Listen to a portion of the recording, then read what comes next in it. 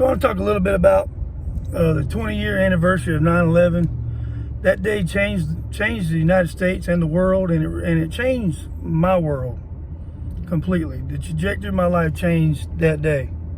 And at that point, I had been in the Army about 11 years when that happened, almost 11 years.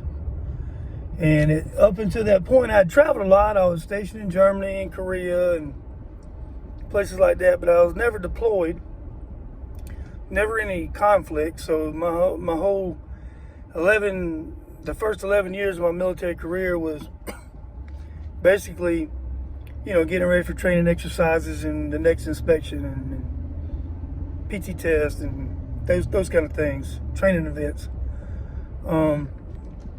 But then on 9/11, I was stationed at Fort Stewart with the 293rd MP Company. And, that day, of course, they had just locked the post down, I think, in June or July. They had just put gates in and started mandating IDs and stuff at the gates. So it was kind of weird because they were prepared for it. But that day, it took some people like 8 hours to get to work because they were searching every vehicle. And I lived on post, so I was able to get to work, so it wasn't that big a deal for me. But we wound up not doing anything that day. Just everybody was watching the news and trying to figure out what's going on. But very quickly after that, we got notified that we were probably going somewhere. And they didn't know if we were going. They thought that we might be going to Ground Zero in New York to help out there. And then they said we might be going to Washington, D.C. to help out there. We didn't know. I remember we did a packing list and laid everything out and got all our bags packed that next weekend. I think it was on Saturday after the September 11th, the Tuesday. So we knew we were probably going somewhere, and we knew it was going to be on a short shoestring when we left. And then it came down, I believe it was the 19th of September. The 19th of September, we were just at work, preparing to possibly leave soon. And they called us all up to the oiler room and briefed all the supervisors that we were leaving that night at 11 o'clock. 12 hours from when they were telling us we were leaving. So we immediately got going, we got soldiers' POVs locked in the motor pool. We inventoried soldier stuff in the barracks and sealed wall lockers and just doing all the things we had to do to deploy literally in 12 hours. And we were getting brand new up-armored Humvees. We were scheduled to get them like a month away. And they were gonna be transporting our trucks up there on back of flatbed trucks. And they're basically going with us on flatbed trucks. And I remember going over to the new equipment site to see if there was a way for them to rush as many of those up-armored Humvees to us that day. This is like 12 o'clock. We're leaving that night.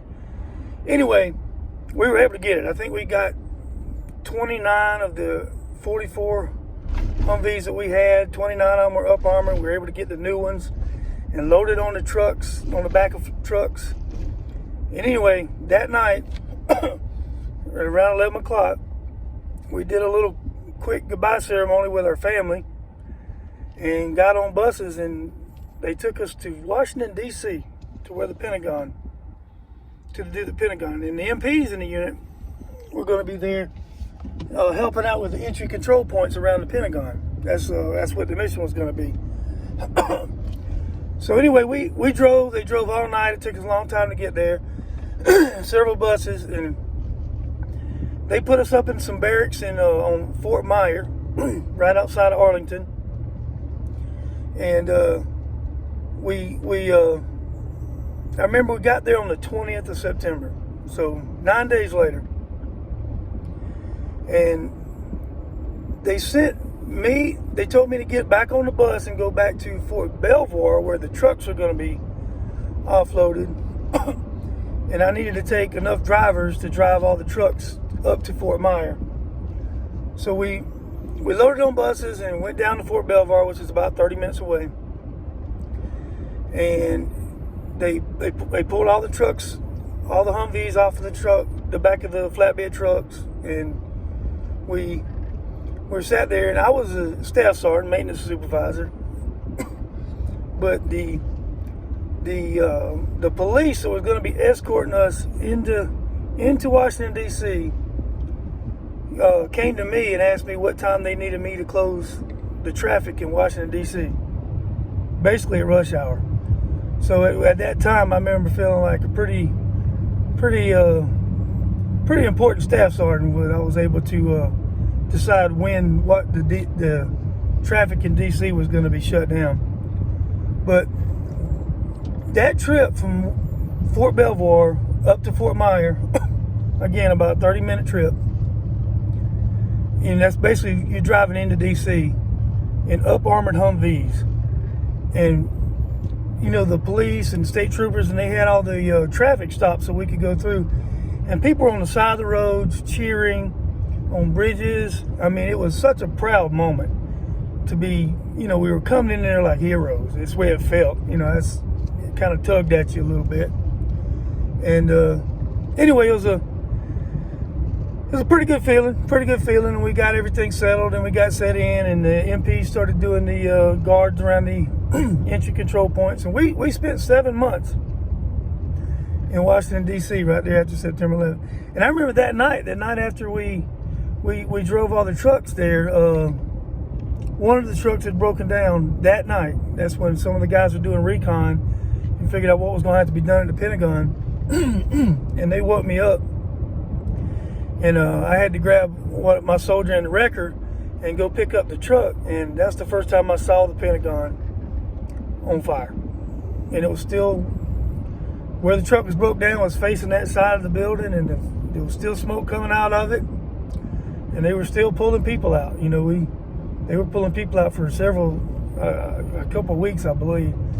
It was a while. Anyway, that's just my story. And you know, after that, I wound up going to Afghanistan later in 2003, and I was on Bagram Air Base, and then I went to Iraq 3 times. So the last 10 years I was in the Army was not like the first 11 years. I was going all over the place. I spent 48 months over in the Middle East on 4 different deployments. I was there during the surge. Earned 2 Bronze Stars, Combat Action Badge, and you know, just not really bragging, but you know, I'm proud of my service and proud of the things I was a part of something bigger than myself, and it obviously changed my life, and you know, it changed my family's life. You know, my kids didn't see me as much as they would have, and just the whole trajectory of my life changed on September 11th. And I remember my son when he was, this would have been in 2011, when he was 10 years old, 10 or 11 years old. He asked me, and it surprised me, he said, "Hey Dad, I know 9/11 was a big deal, but what really happened?" And it shocked me that he didn't know, because I just thought it was common knowledge. But if you think about it, right now, somebody that's 25 years old that doesn't remember that, all they did was hear about it. And my son, who was greatly affected by it, his mom deployed a lot, I deployed a lot. He went to live with my mom a couple times because we were both deployed. For him not to understand what actually had happened, and that we hadn't explained it to him, because I guess you just think they know. They don't know. They don't know exactly, and so make sure you take that into account when you're talking to people about it. Take into account their age, and there's a lot of people that just don't remember what happened. It's that long ago. And that my youngest son, the one that asked me that, is in Kuwait right now. He's in the Army station at Fort Stewart and in Kuwait. So, you know, he's still a part of this whole thing, and it's something he don't even remember. Anyway, I just thought I'd come on and say something about 9/11 as a day. It's a big day. It's a impactful day. I remember how proud this country was after that. It's the last time we were probably all together. I don't want this video to be political, so I'm trying not to get into that. But it was a tragic event, but it brought this country together at that time, and we were all on the same page. I kind of miss that. Anyway, that's my story on 9/11. I'm sure there's countless others. There's people that did a lot more than I did, so I'm not trying to, not trying to claim something here. Just saying this is how it affected my life, and it was 9/11 was a major event for this country and for me personally. So, and a lot of others. So, anyway, I just thought I'd come on and say something about it. Make sure you remember 9/11. Make sure you talk to people about it tomorrow, and share your stories, because those things are important. Anyway, thanks for watching.